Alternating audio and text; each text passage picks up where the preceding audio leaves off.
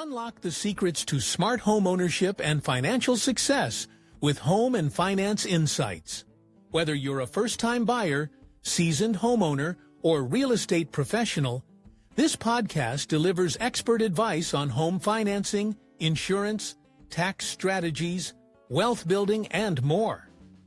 Hosted by a mortgage and real estate pro who's been in the game for decades, we interview top industry experts to share actionable insights that help you protect, grow, and maximize your home investment.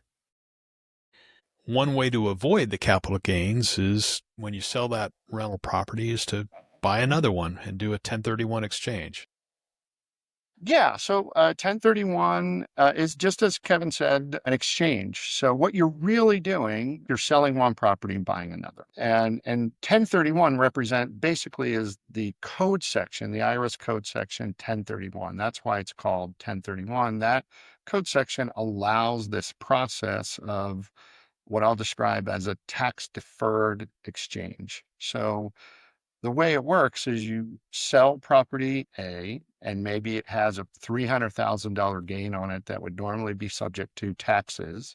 But instead of just selling that property, taking the money and sticking it in your pocket, you basically direct the money to be sent to a purchase escrow, and you buy a new property under a certain rule set, and that can basically transfer the gain from property A over to property B, and you won't actually pay any tax on that gain until you eventually sell property B. One strategy that people use is they just continually kick the can down the road when they feel, hey, the economic conditions are right to sell this property. This is the market's telling me now's the time to sell, but I want to stay in real estate, so now I'm going to buy this other property. Now you have this huge built-in gain on property B, which if you sell that, you're going to pay not only the tax on property B's gain as an isolated thing, you're going to add the other gain to it. So now you've got an even larger gain to deal with. So people oftentimes will just continually kick the can down the road. It's unfortunate, but it's still a viable strategy that you do that until you pass away and you get a step up in basis. So your kids or your surviving spouse don't have to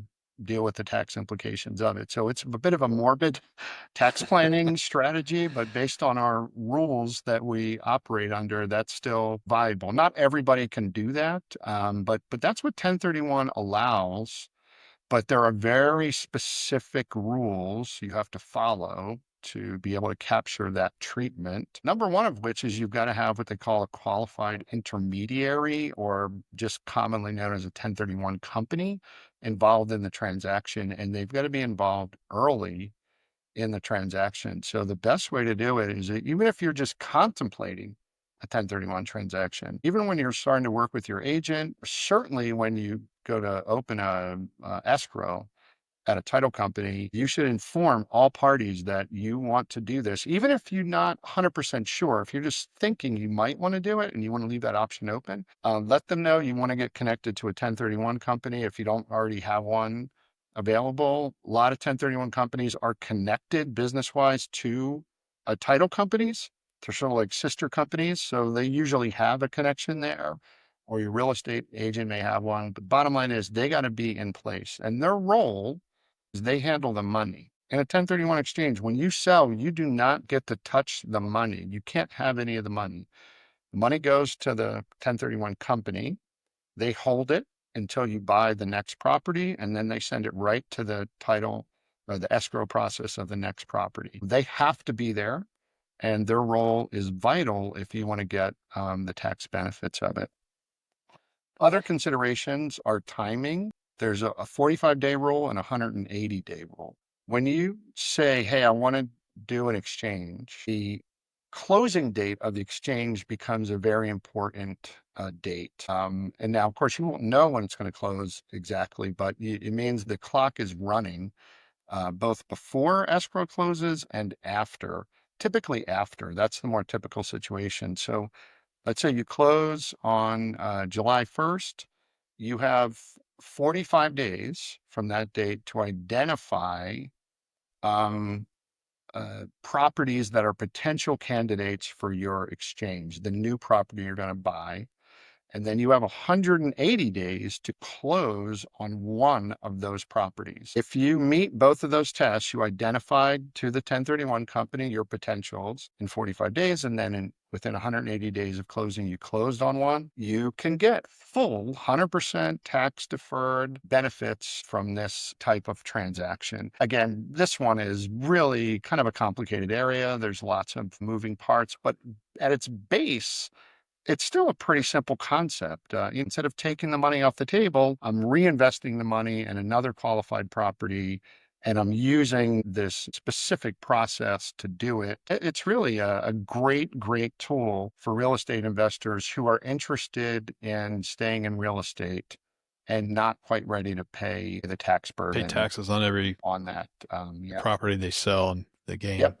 gain on that. Is there a limit as to how many properties you can name during that 45-day period? Yeah, a great, great question. So no, there is not. So you could sell a half a dozen rental properties through an exchange. And on the other side, you can buy a single rental property or a dozen rental properties. So there really isn't a limit on the number of properties. It's really on values and debt burdens. One of the keys is the way to think of it is you need to go up in value and debt to make it fully qualified. It's more complicated than that, but if you have that mindset, like if you're going from $1 million property to a $300,000 property, by default, you're going to pay tax on a bunch of the gain. You're still going to get to exclude some of the gain because you can have a partial 1031 exchange. But if you want to make it fully tax deferred, your mindset has to be, I got to go up in value and up in debt. It's really equal. That's really what you need to do. But the way to think of it is I'm going up in kind of purchasing power if I want the full exchange. The other thing to keep in mind is what types of real estate qualify for this. That's super important. Number one, you can't do this with your home. This is not for personal real estate. This is for rentals and other commercial real estate that's maybe used in a business or investment real estate. It doesn't have to be a rental, but it can't be something that you are living in, either part-time or full-time. It really has to be investment/business use type of asset to on both sides. So you can't exchange a rental for your new home, and you can't exchange your home for a new rental, right? There is a technique that people use where they go rental to rental, and then at some point in the future, even if it takes a while, they may eventually move into that home and make it their primary residence. But that really has to be like a separate consideration and really not tied to the original deal. So it's not permanent that it has to be a rental, but certainly when the deal is made, it's got to be rental to rental or investment to investment.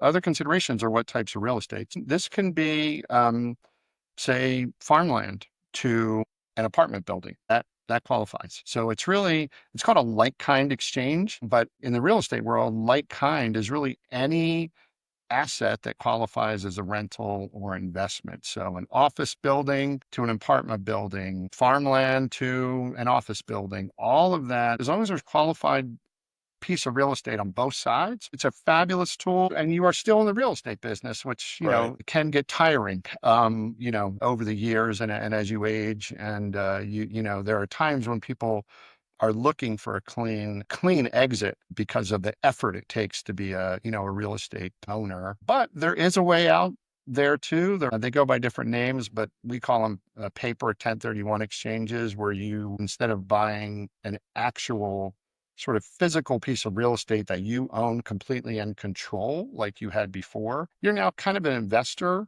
in a group with a group of other investors, and there's a professional real estate investment management company that kind of runs this portfolio, and they're buying a piece of real estate and you're joining them as an investor into a piece of real estate. So you stay in the real estate game from an investment standpoint, but you exit from sort of a personal management of the property standpoint. So you're really now not part of management. You have no say in anything. You're just an investor and you get a check once a month and that's your involvement. It's not for everybody. It's a really complicated and challenging part of the investment world to do that. So you got to be real careful if you do that, but it's there. And for some people, it's a great path to follow. Again, they get tax deferral, but they get out of the day-to-day management of real estate, which certainly as you age can be a little draining. That does affect how much you can write off of that investment as well. If there's some losses too, right? Passive versus active management. It does. Yeah. I mean, the idea, I think, with most of those investments is that you're really getting typically is taxable income, although they have depreciation on there too. I'm familiar with passive versus active losses that you can write off. How does that work? Active losses, in a general sense, you can write off in full. Passive losses are limited as far as what you can write off. So a lot of times it's nothing. You get zero write off.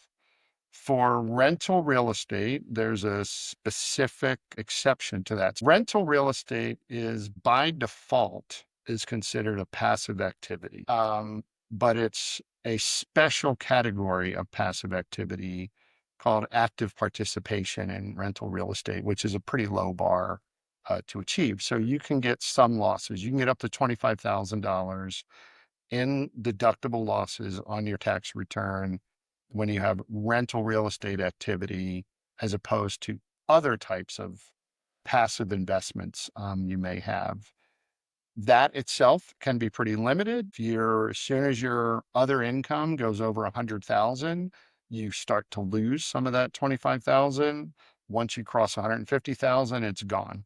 You could have rental real estate, have losses, in theory, allowed to take some of those losses, but because your income is too high, and that's a relatively low bar, you don't get any of those losses. What happens to them? They don't disappear. They roll over. They are counted as another opportunity to take some losses in the next year, and they'll just keep rolling over forever. They never expire. So if you hit a situation where you either have, say, income from that activity or other passive activities, those losses can come forward and reduce future taxable income, either rentals or other passive activity. And that can happen if your income goes down, or again, if you're just generating now some passive income, those losses automatically come in full to offset that. And then when you sell, you get all the losses against the sale in full. That whole process disappears upon sale, and all the losses kind of free up against the gain of the sale and against other rental real estate that year too. So that passive activity rules, again, pretty complicated, very unique to everybody's situation. Right. But if you're a rental real estate investor, it's something you should get familiar with and understand how it's going to impact you, because it's going to be a big part of your tax return, those passive activity loss rules and how they work. Real estate professional tax status. What is that about? Well, that's one way to convert those rental real estate losses into being fully allowed if you qualify as a so-called real estate professional. Just hearing that term reminds me again that real estate is the most unique asset in the entire tax code. There are more special rules revolving real estate than any other asset class in the tax code. So it makes it real complicated, right? Because there's just so many different little carve outs to help kind of the real estate industry that are built in the tax code. This is one of them. So a real estate pro is someone who spends a large part of their time in a real property activity. So that could be rental real estate. That can be construction, development of real estate. It can be real estate sales. So there are a number of activities that are deemed to be real property activities under the tax code. And if you spend enough time in those activities, you can declare yourself a real estate professional in your tax return, and that potentially converts those unused rental real estate losses that would have been unused in, say, a particular year into fully deductible real estate losses year after year. So again, it can be a really valuable part of a tax return, but it's only open to certain people who are already participating in some sort of real property business in some way. And they've got to be self-employed. So in other words, if someone is an employee at a contractor, so they're swinging a hammer all day or doing estimates or something, but they're an employee, it doesn't really count. So these have to be kind of self-employed activities. Unfortunately, mortgage brokers are specifically disqualified Excluded from this situation. It can be a very valuable tax process, but it's a fairly unique set of circumstances to qualify. Okay. Got it. What about short-term rentals and tax considerations for that? The Airbnb question. Yes. So short-term rentals can be a fabulous tool for people to supplement their income and build real estate portfolios and all that good stuff. There is this situation tax-wise, as you described it, short-term rentals, that potentially opens up a tax-favorable door for those types of rentals. I'll talk about why that is and then talk about the difficulty of doing that. So why that is, the best way to think of it is the hotel industry. So when you are in the hotel business, if you think about it, what you're doing is you are renting real estate to people on a very short-term basis, right? Your whole building is filled with very short-term rentals typically. And in that situation under the tax code, you're not in the rental real estate business. You're in a service business and you are taxed like every other business. So you don't file a rental schedule in your tax return. You just file a tax return, just like any other business that has nothing to do with real estate. What that means is potentially it's easier to claim losses on that activity. That's why people try to connect the short-term rental situation, say with a hotel, to Airbnb, which is also typically a very short-term rental period. So I'm a hotel, I can take losses, right, on my tax return. Well, an Airbnb short-term rental, maybe I can take losses and I can avoid that whole passive activity, limited loss thing, right? I can just treat it as a business because it's short-term and therefore captures the special tax ability to take losses, right? That's what people are trying to do. They're trying to claim losses that would otherwise be limited and open those up on a tax return. The challenge is there's more than one test. It's not just your average time of stay hits the short term. The second test is you've got to provide a pretty significant level of services. And if you think about a hotel, they're cleaning your room, they're providing other services beyond just renting you a box to sleep in, right? So it's a suite of services that are quite substantial that hotels are providing.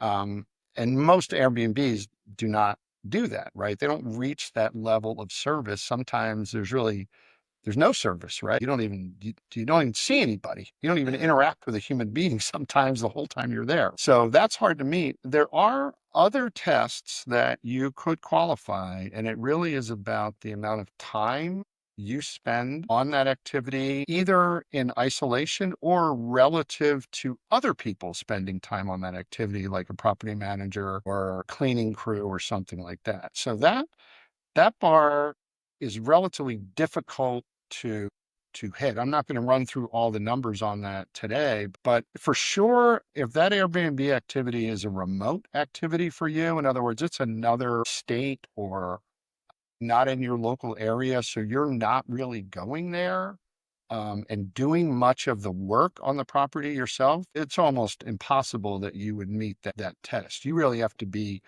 personally involved with that property to even come close to hitting those kinds of tests. So it is something that is worthy of consideration because a lot of Airbnbs have unique business models, right? Maybe they are providing a lot of services, or maybe this is one that's like, just the adjacent property to their home, or it's an ADU on their property, and there isn't a property manager and there isn't a cleaning crew. They're doing all the work themselves on a personal level. They might be able to pass that test to get this ability to claim losses. The caveat is it means if you have income, it's now not rental income, it's business income, potentially subject to self-employment tax, which is going to blow up the tax cost on it. They might have to write it off on a Schedule C. Yeah, Which, yeah. It's you file a Schedule C for those okay. activities. Yeah. Yeah, so it's difficult to hit that threshold for losses, and there is challenges if there are gains. Yeah, that's another complicated part of the It tax is. code that you have to It understand. is, and it is another area that we get asked about a lot because it's out there. It's like it's in the ether, right? You Yeah. hear it from Airbnb rental groups or online, like, oh, you get the short-term rental treatment. It's great, right? Well, it's very difficult to get that treatment. Right. Much more difficult than you would think if you just sort of stayed on the surface of it. Yeah, I have quite a few clients that have taken a part of their home or an adjacent guest house, something like that, or an ADU, and they're running the whole thing. Their kids are cleaning the rooms and they're making all the reservations, they're handling all that, yet they may not know what those tax implications could be without talking to their CPA first. Making it part of your tax planning. And just make sure you understand the exact answer for your unique situation. Vacation homes and the mixed use tax rules on that. I've heard about it. I'm familiar with it, but that was from years ago. If you buy in a vacation home, there can be some taxable write-offs, but there can be sometimes when you have none. Is that correct? Yeah, well, so the way to think of it, I think, is if you are using the home part of the year for personal reasons, you're going there with your family, you're staying for a month or two, whatever the case may be.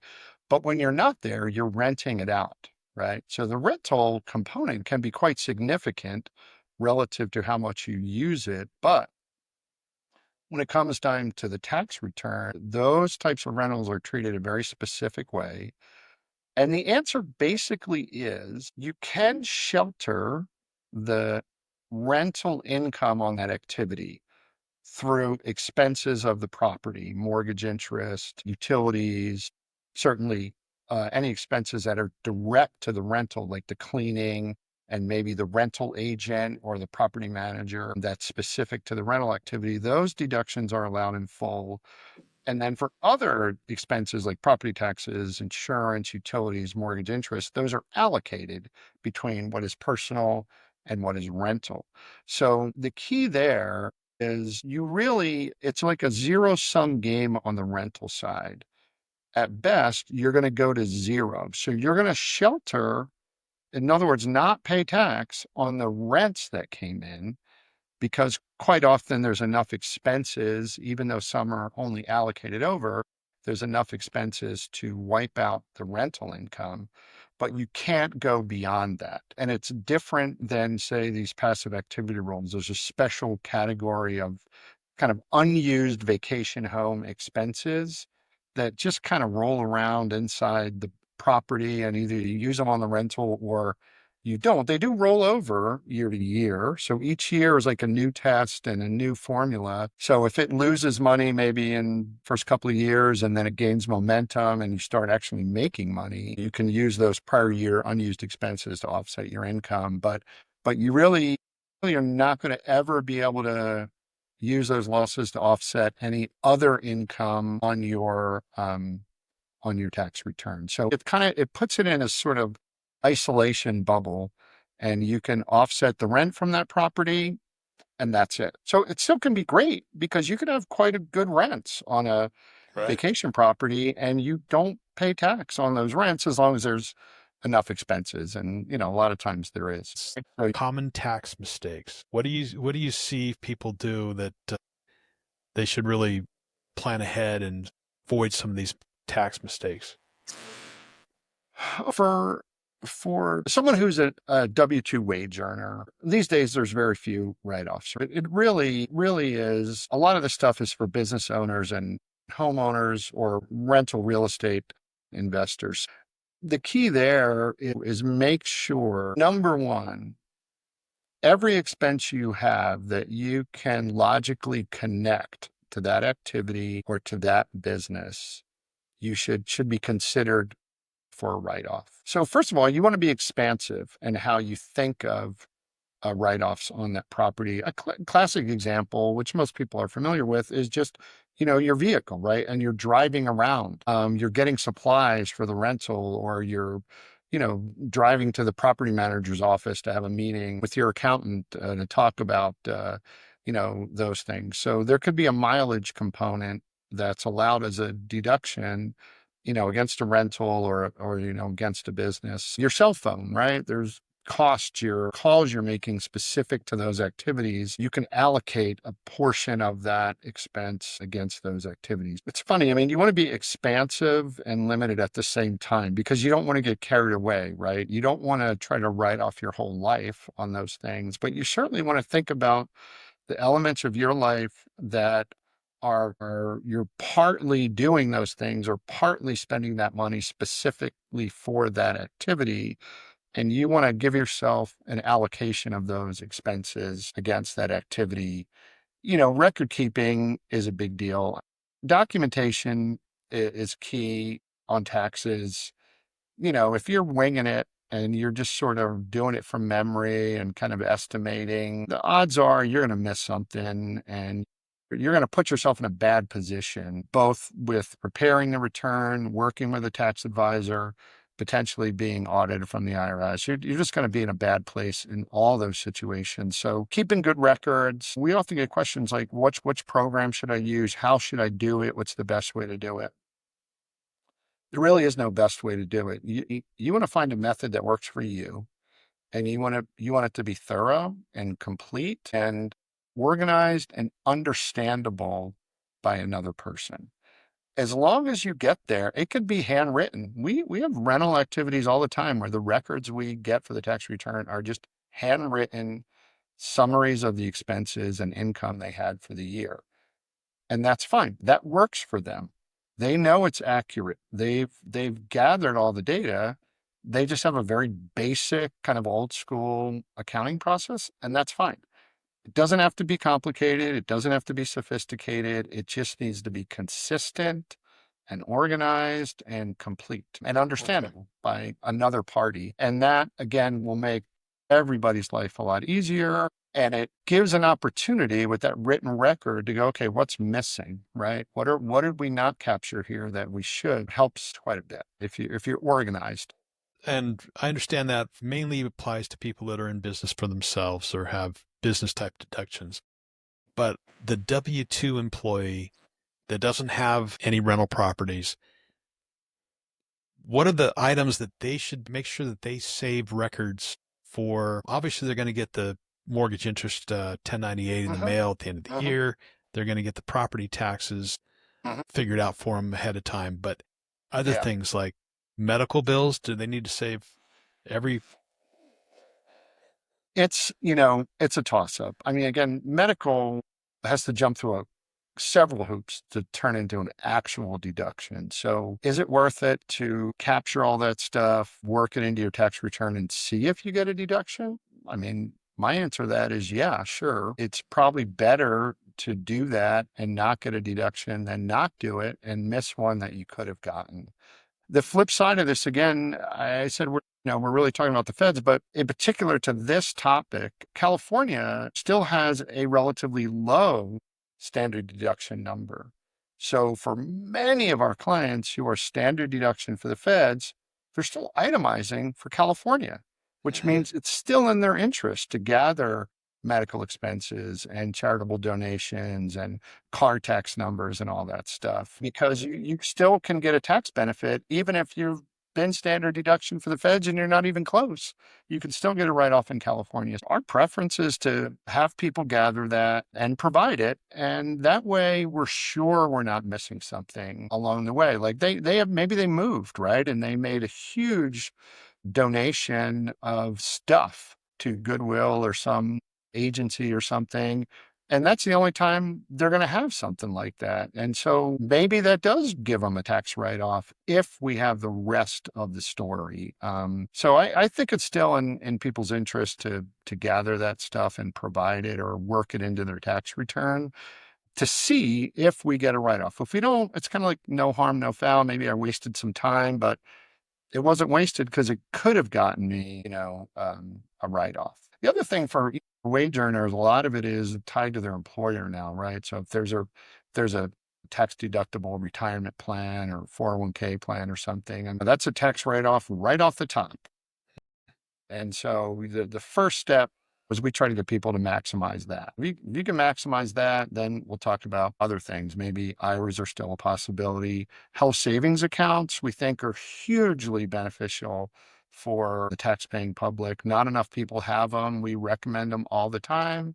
And we just think they're a great tool. Everybody's paying too much for healthcare. This health savings accounts, HSAs, give you a way to get some subsidy from the government for those healthcare costs because it creates a write-off in your tax return.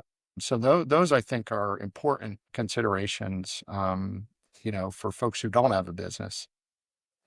It's those kind of tax-saving programs that are out there. They can be very beneficial. A lot of people just aren't aware of them or just aren't participating in them when they could be and should be. We did have the big tax bill. So, George, can you comment on the new tax bill that was signed recently? How does that impact people in general? Yeah, I'll break it into a couple different components. So, number one, I think the most important thing to remember about this tax bill is, even though it is a very significant piece of tax legislation, in large measure, what it did was kept the status quo. The tax rules changed significantly in 2018. Almost all of those rules were set to expire automatically at the end of this year. And that just has to do with federal budget rules and so forth. So what this law did primarily was extend those 2018 tax changes into the future. Things like that standard deduction, business expenses for employees. There's many other things involved there. That was really the big part of the bill. The new stuff that is significant for people potentially is, again, solar credit disappears, right? EV credit, vehicle credit for electric vehicles and the like disappears, right? So all that's gone. That's going to have a big impact on people. And these new write-offs that are available for tip income, overtime income, and also for seniors, those are all new. The senior one, there already was a write-off for them. Now it's just a larger number. It goes from 2,000 to 6,000. That's pretty straightforward. The overtime rules and tip rules, especially tips, but overtime too, it's still unwritten a little bit exactly how it's going to work. So, and that's fairly typical for something new that we haven't really experienced before. The system has not had to deal with that before in the way it's going to have to deal with it now. So the rules really have to be written. So Congress makes the law, right? President signs the law. IRS now is charged with what is the exact detailed rule set for how that is going to work. What do the employer and employees need to do in their payroll systems to identify those types of income so the write-off can be claimed, right? So there's a whole process that needs to be written. And in particular on tips, there's a part of the law says it's only for industries that typically have tips as part of their process. And there's going to be a list developed by the IRS that says these are the qualified industries. And if you're not in one of those industries or one of those professions, you don't get a tip deduction, even if you get tips. And they're doing that because they want to avoid people trying to game the system, right? We're now like, Evan, if I provide you tax services, my fee is $10, but I would really request a tip of $1,000, right? So that I can get this tip write-off. So they're trying to avoid situations by like that. And the way they do that is they make the rule set rather restrictive, or as restrictive as it needs to be, to prevent, or at least attempt to prevent, kind of game playing. So tip and overtime is going to be very interesting. Number one, from an employer standpoint, there's not a whole lot of impact. So tip wages initially at the employer-employee level, at the W-2 level, are going to be taxed exactly the same as they always have been. No change. The change will be the identification of tips on the W-2. So there'll be a new box or maybe a modified box, because there is already some information about tips on there, but there'll be like kind of like a qualified tips line that then that employee will then use to claim a write-off on his 1040 income taxes. So the cost of Social Security taxes, Medicare taxes, basically payroll taxes, right? The additional taxes you pay for being a wage earner,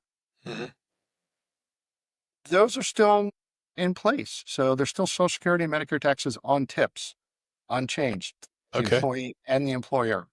And that's true for overtime also. Social Security, Medicare tax applies, employee doesn't change at all. What changes, again, is the employee potentially can claim a write-off for some or all of their tips on their 1040 if certain conditions are met. Also income tested. The more your income, the less or zero you get as a write-off potentially. Overtime, same way. There'll be a special box on the W-2 that says qualified overtime. It's tied to Federal Labor Standards Act overtime, so it's got to be like sort of official qualified overtime. That'll be identified in the W-2. The employee then on their 1040 will have the ability to potentially claim an extra write-off against their income tax on their 1040. Those are two new things that the system has not dealt with before. So the rules have to be written from scratch, and this process is going to take place to get to the point where people understand how does it work and what am I supposed to do.